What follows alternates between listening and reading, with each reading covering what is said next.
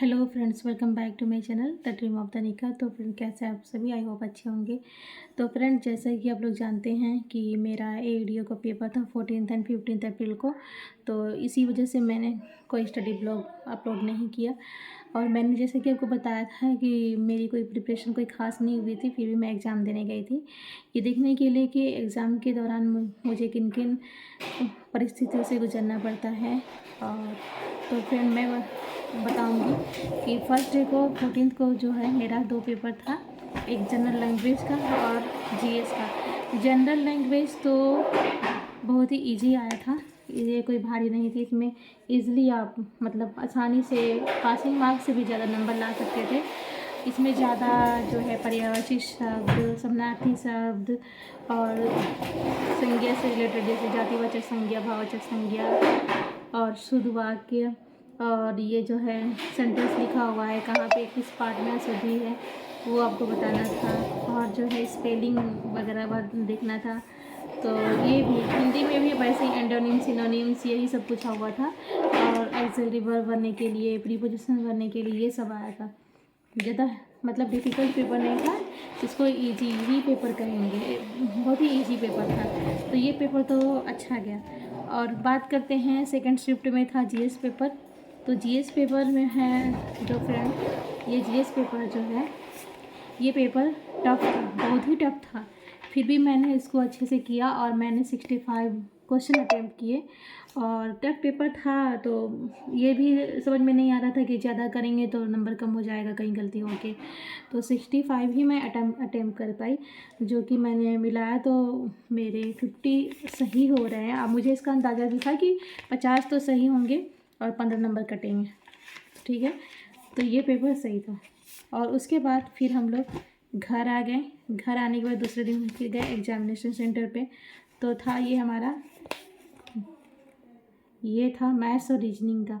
Math और reasoning का ये जो पेपर था, तो इसमें जो मैं पहले से ही कॉन्फिडेंस थी कि अगर वो पेपर जीएस पेपर मेरा अच्छा जाता है तो मैथ पेपर मेरा अच्छा ही जाएगा, क्योंकि मैथ मेरा अच्छा है। और यहाँ पे मैंने क्या दिक्कत कर दी कि मैं पहले रीजनिंग के चक्कर में पड़ गई। और रीजनिंग के सवाल ऐसे आए थे जो कि आपको फंसाने वाले थे, टाइम टेकन थे, बहुत ज़्यादा टाइम ले रहे थे। और मैंने सोचा कि ऐसे भी जनरली रीजनिंग इजी होते हैं मैथ से, लेकिन यहाँ पे मैथ्स के क्वेश्चन बहुत ही इजी आए हुए थे। मैथ के क्वेश्चन जितने भी आए हुए थे इजी आए हुए थे।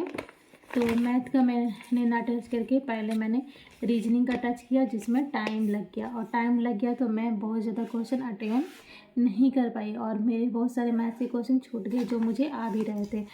और मैं 46 ही अटेम्प्ट कर पाई। तो ये पेपर मेरा उतना कोई ख़ास नहीं गया है फ्रेंड। तो अब देखते हैं रिज़ल्ट क्या आता है। बहरहाल मुझे पता भी था कि उतना कोई ख़ास होने वाला नहीं है, लेकिन एक इस पेपर में मुझे टाइम मैनेजमेंट की मुझे दिक्कत लगी। मुझे पहले इस पेपर को पूरा पढ़ना चाहिए था, उसके बाद जो इजी क्वेश्चन थे उसको मुझे सॉल्व करना चाहिए था। जैसे कि जो सबके तो एक ही मार्क्स मिल रहे, चाहे वो थोड़े भारी हो या थोड़े हल्के हों, तो क्यों ना हम इजी क्वेश्चन को पहले टच करें। ये देखिए, ये जो एग्ज़ाम जो होता है ना, उसको क्रैक करने का सबसे आसान तरीका, अगर मैथ की पेपर हम सॉल्व कर रहे हैं तो हमको देखना होगा कि सबसे इजी क्वेश्चन कौन सा है। तो फर्स्ट में हमें इजी क्वेश्चन ही टच करना चाहिए, इजी क्वेश्चन को ही सॉल्व करना है, क्योंकि वो तो बहुत जल्दी सॉल्व हो जाएगा और उसके सही नंबर भी आ जाएंगे।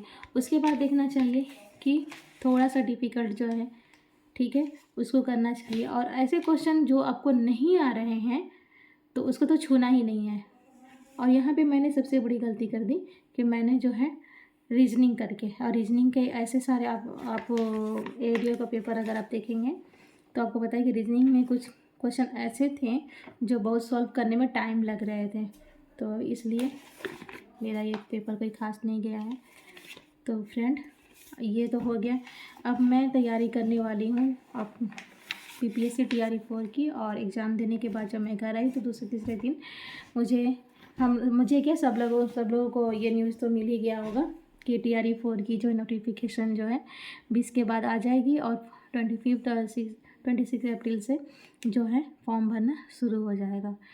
और एग्ज़ाम को तो दिया ही है कैलेंडर में कि सितंबर में होगा।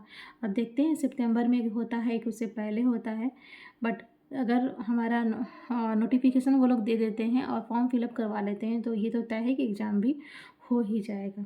तो देखते हैं, आज ज़्यादा टाइम नहीं है, 2-4 दिन में क्या होता है। तो फ्रेंड, जितने भी आपके ज़रूरी डॉक्यूमेंट हैं वो सब अपडेटेड रखिए। अगर आपके निवास नहीं है, अगर बिहार की कैंडिडेट है, निवास नहीं है, तो आप निवास बनवा लीजिए पहले से ही। अगर आपने OTR नहीं किया है तो OTR कर लीजिए, ताकि फॉर्म भरने में आपको दिक्कत ना हो। पहले ही 1-2 दिन में आप OTR करके निवास बनवा के आप रख लीजिए, ताकि आपको कोई दिक्कत ना हो। ठीक है फ्रेंड, तो आज से मैं जो है BPSC TRE 4 को फोकस करते हुए प्रिपरेशन करूँगी। और साथ में मैंने बताया था कि बिहार SSC का मैंने फॉर्म डाला हुआ है, उसकी एग्ज़ाम जुलाई में है, तो उसकी भी मैं तैयारी करूँगी। उसका जो पेपर मैंने मतलब प्रीवियस ईयर पेपर जो है एनालिसिस किया, तो मैंने देखा कि उसमें जो है 75 मैथ्स 150 नंबर का पेपर है, और उसमें 75 नंबर के मैथ्स और रीजनिंग आ रहे हैं, और 75 में GS आ रहे हैं।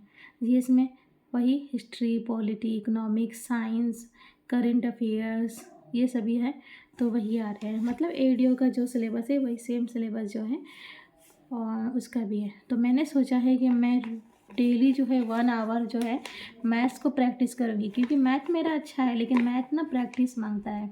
अगर आप प्रैक्टिस करते हैं तो आपको एग्जामिनेशन हॉल में बहुत तुरंत जो है क्वेश्चन सॉल्व हो जाता है। अगर आप प्रैक्टिस नहीं करेंगे तो थोड़ा सा आपको टाइम लगेगा चीज़ों को करने में। तो मुझे ये एग्ज़ाम देने के बाद मुझे ऐसा फील हुआ कि मुझे जो है अभी मैथ्स में प्रैक्टिस करने की ज़रूरत है, और GS मुझे ऐसा फील हो रहा है कि GS मेरा ठीक होते जा रहा है। करेंट अफेयर में थोड़ी दिक्कत थी, करेंट अफेयर की मैंने अभी तक कोई अच्छे ढंग से प्रिपरेशन नहीं की है, तो करेंट अफेयर बहुत ज़्यादा सर्च करने के बाद मुझे जो है उत्कर्ष क्लासेस जो है यूट्यूब पे उनका मुझे अच्छा लगा, तो उससे मैं ये कर रही हूँ, GS पेपर कर रही हूँ, करंट अफेयर कर रही हूँ।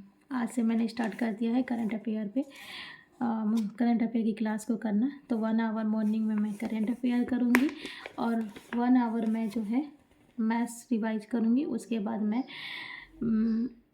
हिस्ट्री और पॉलिटी जो है मेरा जो सब्जेक्ट है उसको मैं वीक में 1 डे तो रखूँगी रिवाइज करने के लिए। पिछला जो मैंने याद किया है जितना भी सब मैं रिवाइज करूँगी। अगर हम रिवाइज में नहीं करते तो भूल जाते, इसलिए रिवाइज करना बहुत ज़रूरी है, तो उसको मैं रिवाइज करूँगी।